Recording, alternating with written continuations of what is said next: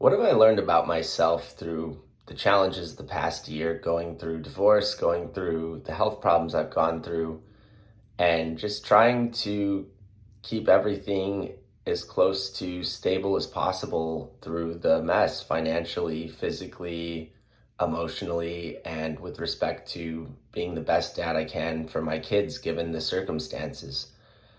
Well, I actually, like to every now and then just think for fun because everyone has to have a little bit of an escape after all. What I would do if I had just a simple $1 million by today's economy standards, and what that would mean for my life if that was to ever happen, even in the greatest luck of situations. They say you can manifest your own luck, so here's to manifesting $1 million. But seriously, I did want to just kind of randomly talk about in general what I would do if I had stability, honestly, at this point, again, based on what I've learned through the challenges, through the roadblocks, through the in-person experience of a lot of harsh realities. And let's take a look at that journey. What does it mean? What does it look like in my brain? Well, I think that's an interesting question. I've always been sort of a simple person based on where I was raised. I was raised in Northwest Indiana. I came from a family that did often struggle with money. Times could be tough. We got through, we managed, we had what we needed food-wise and stuff, but it was always a stress, you could tell in the background, for more than just one family member. And having probably less material items at times, especially in high school, than certain friends or colleagues eventually, and college days too. I kind of gained an appreciation for having a very simple mindset when it comes to money. Once I came to California, I found life to be a lot more expensive in general. Through the grad school years, we only made $25,000 a year as students.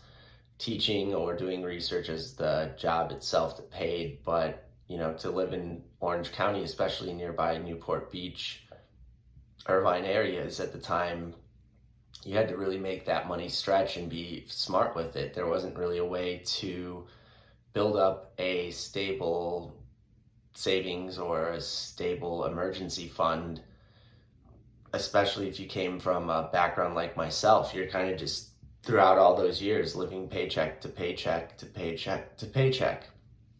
Once I got a job in the startup world where it paid significantly better, I unfortunately felt the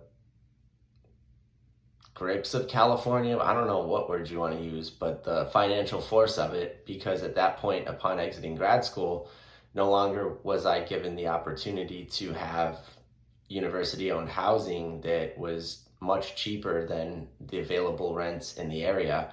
But I was, now having to get commercial pricing, which was significantly higher, add like $1,000 a month more per month to rent it, plus the utilities, which were previously included in the grad school rent arrangements, etc. And, while, money was okay, it wasn't necessarily good enough paying out of only one account for all the bills, all of the needs that one would have financially to build a savings. So for myself, I've never been able to, have periods of unemployment in there and disability where, the savings that was available ends up getting drained eventually, having to rely on credit to get through my divorce, things like that. It all adds up in the end to being a situation where what I've experienced, at least as an American male, is there hasn't really been an opportunity to save up a whole bunch of savings that is productive. I mean, even the savings I would have saved if I didn't do things over life like collecting or have my problems that I did in the past, it would have been negated so quickly that I still would have had to rely on large portions of credit in the end anyway. just by the sheer economics and numbers of the situation. And so, I've over time always been keen on buying groceries that are less expensive than name brand at times when possible, trying to use as little energy as possible,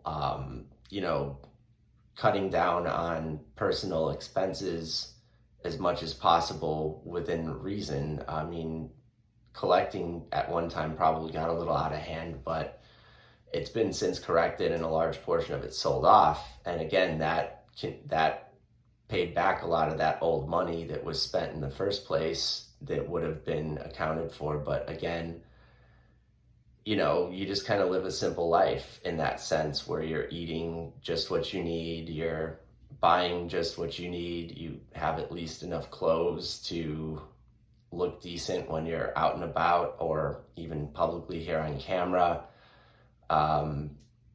Just health things are taken care of, insurance is paid for, all of that. And so, for myself, some people think if I had $1 million, I'd upgrade everything, etc., blah, blah, blah.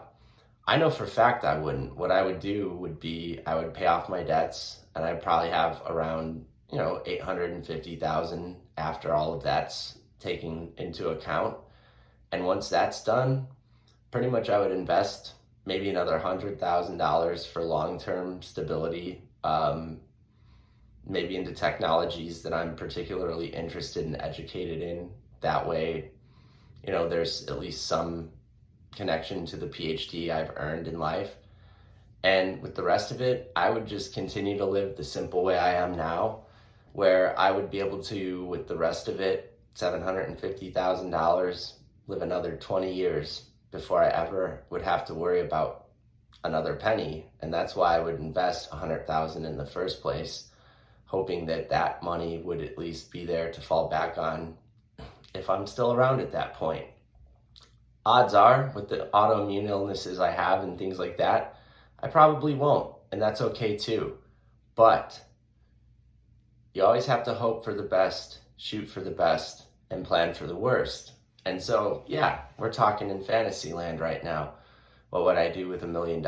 But quite honestly, I would live the simple life, take care of myself, and be able to take care of my kids the way they deserve finally throughout all this mess called life.